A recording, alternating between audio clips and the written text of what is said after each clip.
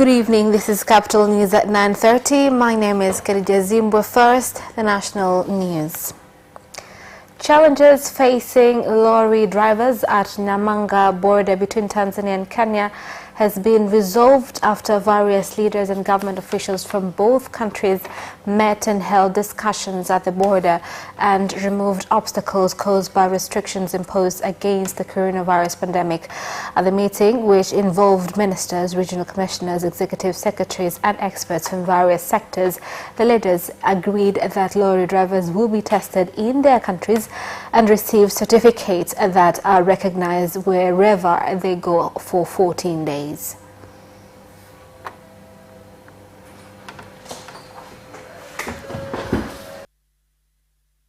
Tumekubaliana kwa pamoja kwamba sasa we've agreed that Tanzanian lorry drivers will be tested in Tanzania in special centers for testing, and Kenyan drivers will also be tested in Kenya. And if the test comes negative, then the driver will be issued with a certificate valid for 14 days. Na kile cheti kitadumu kwa muda wa siku 14. Of this test coming out, upon somebody being tested, it will take on about 5 hours. And so, as the driver is having a rest and having tea and having lunch, the results will come out. Then they can produce or proceed with the journey. Kwanza nawapongeza sana madriver wa hizi lori, sababu kweli kwa hili changamoto wamejitokezea wazi kabisa. I commend the drivers because of how they've handled the situation and for transporting food and other essential items, so we must congratulate them. Our passport is East African and therefore we must continue to work together.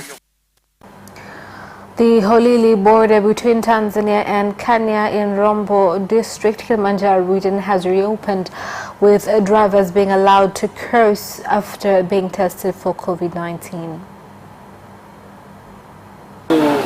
Hali ya mpaka, tuseme hii ni safari yangu ya kwanza kwa sababu nilipimwa. This is my first journey. I was tested on the 15th and on the 20th. I received my results and I was able to go to Mombasa. I've not seen any problem from the Tanzanian side. Mpaka wetu upo katika hali ya ushwari kabisa. Our border is secure. Work is going on well.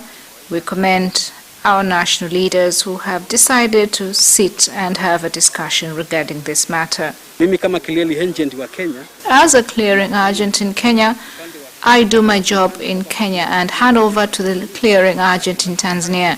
Once completed, then the vehicles are released.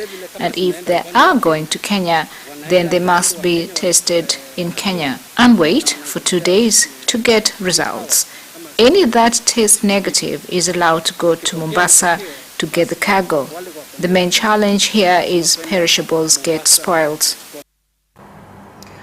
The government has directed that all schools with Form 6 streams and universities to open early so that students can officially begin studies on June the 1st, adding that dormitories should be prepared to receive students from May 31st.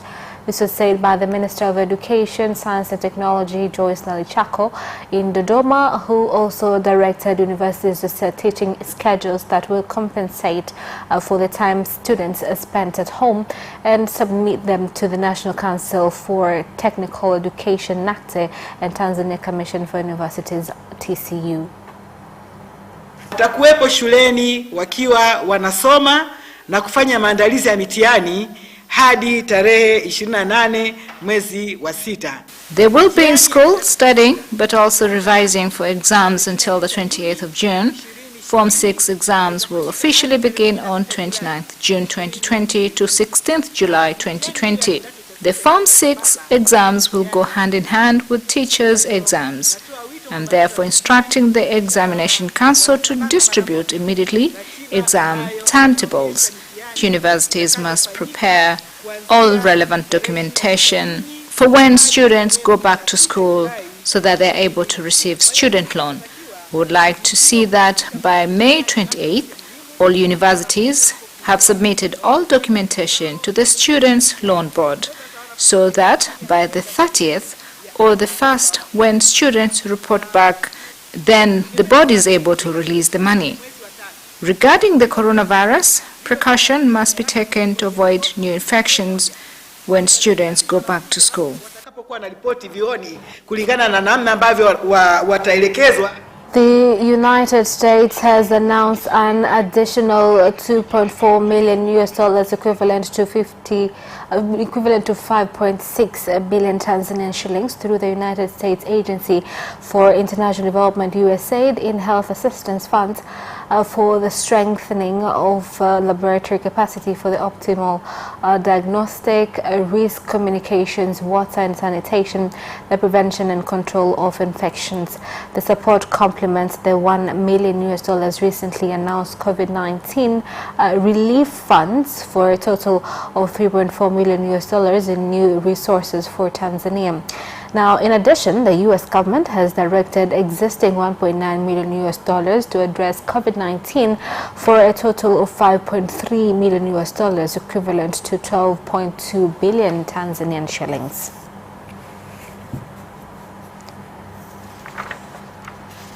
Now, moving on, the Parliament has urged the government to take stern action against various public institutions such as Rural Energy Agency (REA), the Ministry of Tourism and National Identification Authority (NIDA) for misuse of billions of shillings funds that were used without following set procedures.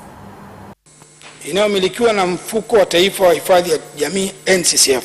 Owned by NSSF by 96% and 4% by Prison Service. From a report of January 2019, after thorough investigation, CAG established that the company was supposed to have started to produce sugar during the 2018-19 period, but until CAG was completing his reports in December 2019, no production had commenced, causing the company to incur loss for 3 consecutive years.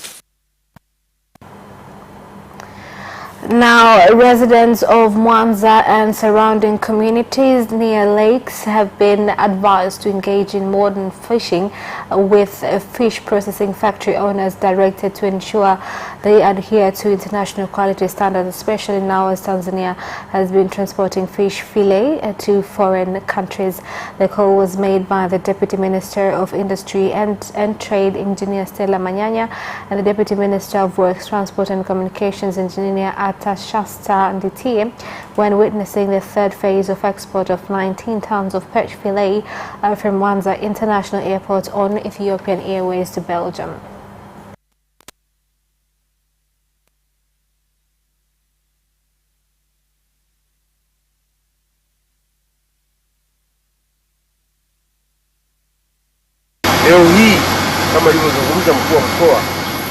This will benefit the people of Mwanza and surrounding communities.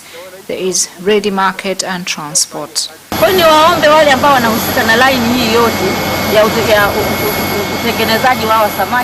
asking all involved in the production chain to take note of all international standards required so our fish can be accepted.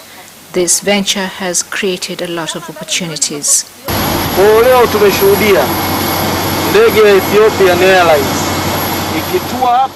The Ethiopian airline aircraft has landed here today to load at least 19 tons of fish. This is all because of the good work done by the government to move the country to middle income.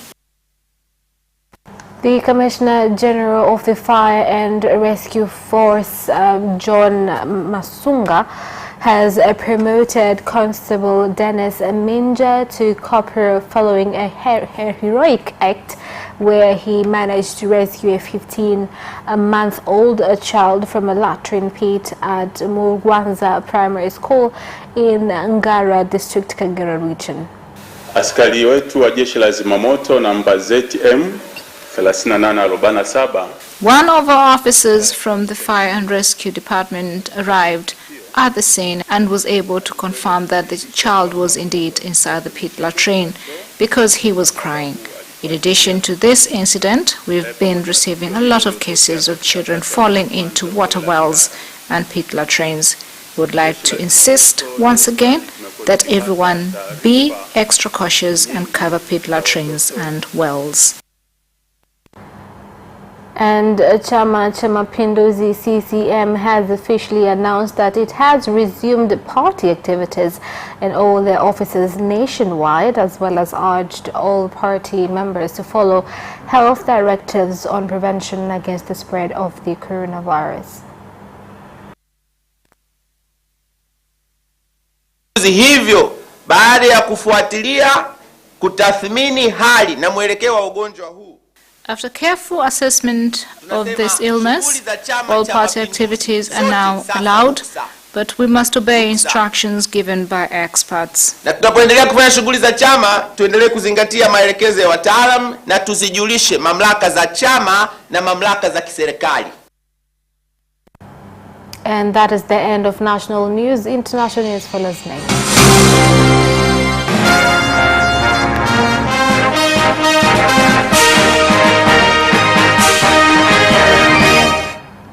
And in international news, as the number of coronavirus cases in Kenya continues to increase, with 1,161 confirmed cases after 52 new cases were reported today, long-distance lorry drivers calling for the closure of the Kenya and Uganda border due to challenges they face while waiting for coronavirus test results.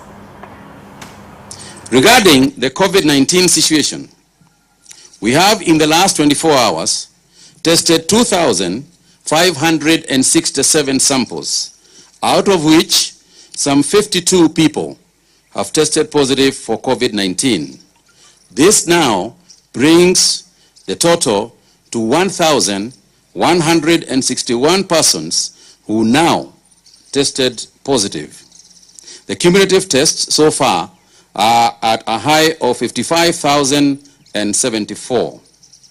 In terms of the spread, Nairobi has a higher number this time with 23, Mombasa with 7, Busia with 7.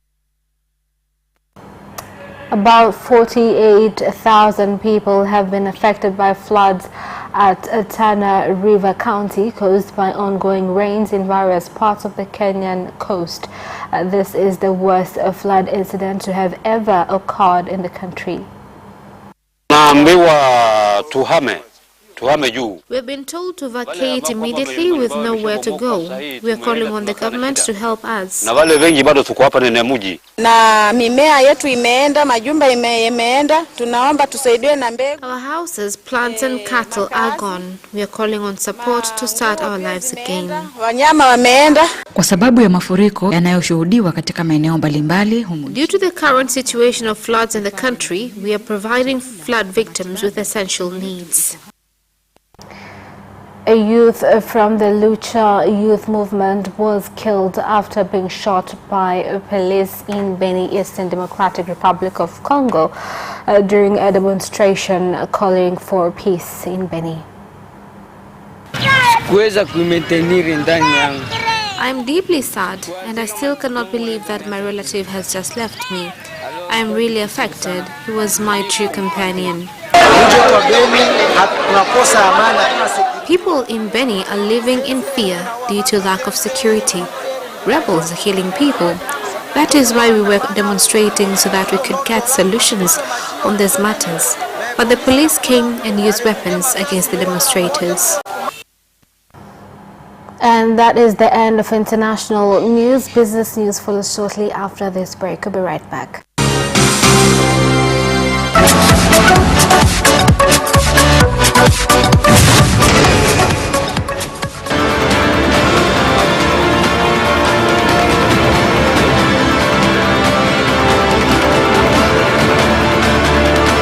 Watch Business Edition as we talk to business leaders and experts in sectors that are transforming Tanzania's economy.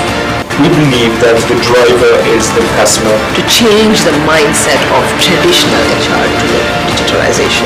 Make sure that everybody can get some access to financial services. And once we understand the vision of our leaders, we then need to be behind them and help them in achieving that vision. Business have involved mercantile operations, trade guilds, or shared agricultural production.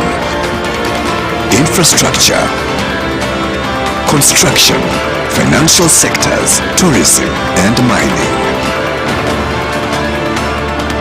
Business edition on Friday at 8:15 p.m.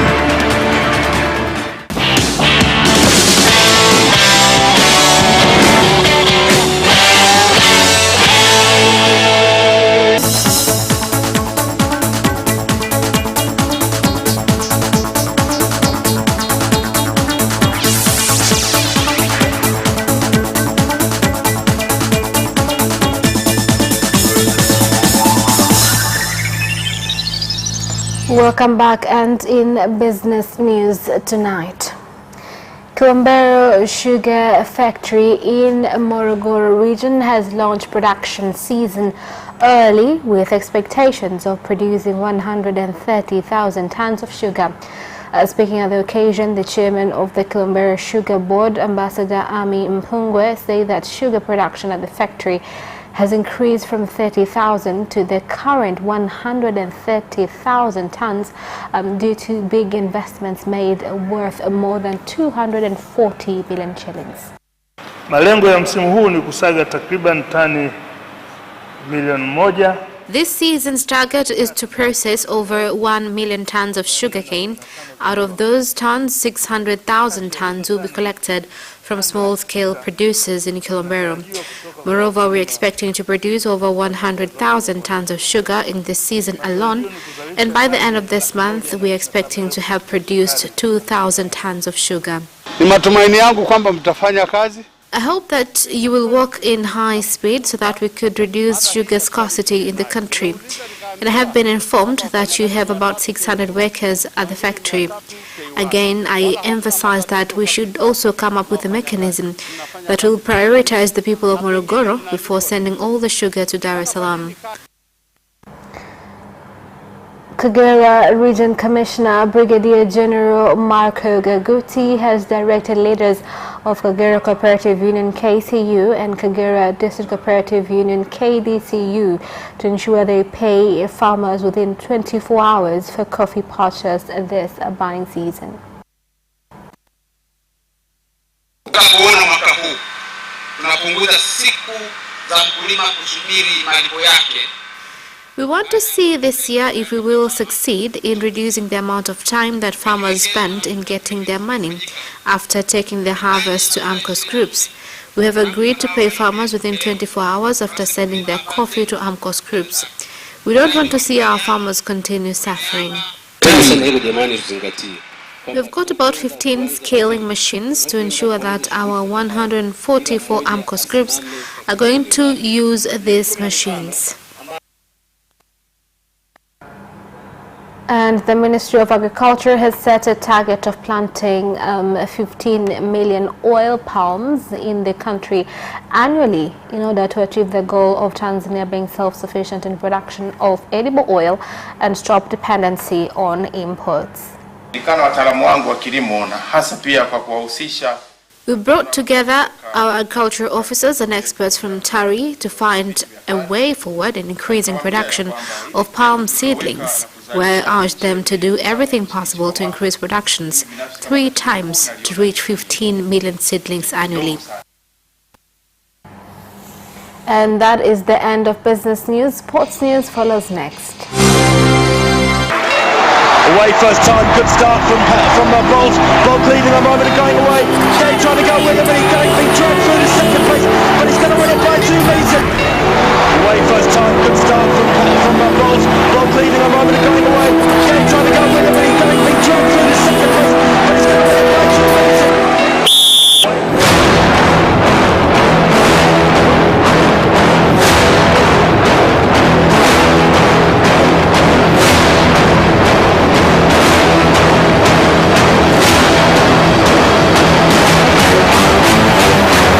Opposition, Marquinhos, he did lose to Lend.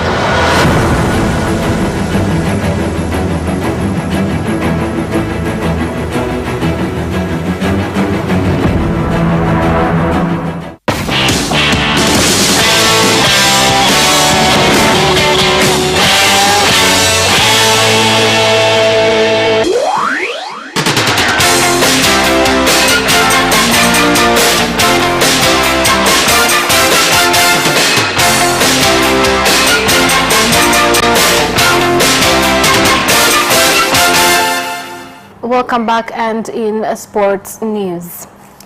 The Minister of Information, Tradition, Culture and Sports, Dr. Harrison Mwakembe, has announced today that the Premier League and Federation Cup will be finalized in Dar es Salaam only, with the first division being played in Mwanza. Now, the number of spectators allowed to cheer the matches will be reduced to 10, while the rest of the people present will include the technical bench and the players. Mtambue kwamba kwa kweli tumeweka taratibu ambazo zinazidi kuboreshwa, kwamba wachezaji wote kabla kuingia uwanjani watapimwa joto, taingia ndani, yule mwenye joto yozidi ndio anaweza kukaa pembeni. Lakini nimetoa tahadhari pia kwamba kwa sababu mpira una mambo mengi sana, watu kufanya mambo ya ajabu kule. Wanaweza watu kwa wanamuogopa namba 9 au 10 wa timu fulani, jamaa kabisa akasema huyu ni 42 akae pembeni. Young African Sports Club coach has confessed it will not be possible to catch up with runaway leaders from Simba FC when the mainland Premier League resumes. Here's more on the story. It was halted in mid-March owing to the coronavirus pandemic, but on Thursday, Tanzania President John Pombe Magufuli gave the green light for the league to resume after June 1st. While welcoming to resume the league, the Belgian coach has told Go they will put most focus on winning the domestic cup because it will not be possible to reach Simba. Yanga are still chasing the domestic cup as they are among the teams in the round of 16, and AML is confident they can win the competition. The Premier League will suffer an economic fallout from the coronavirus pandemic for years to come, with clubs facing a broadcasting bill of at least £20 million, even if the season is completed, Manchester United have warned. Here's more on the story. United underlined the gravity of the financial crisis afflicting the wealthiest league in the world as they posted their financial results for the 3-month period to the end of March.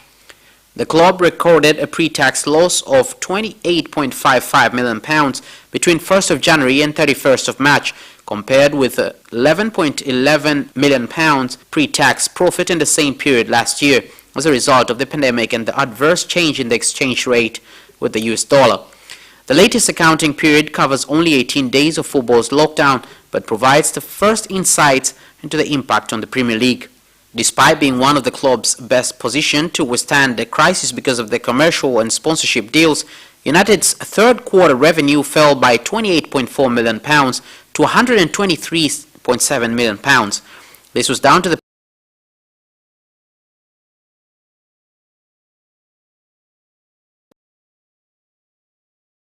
effectively.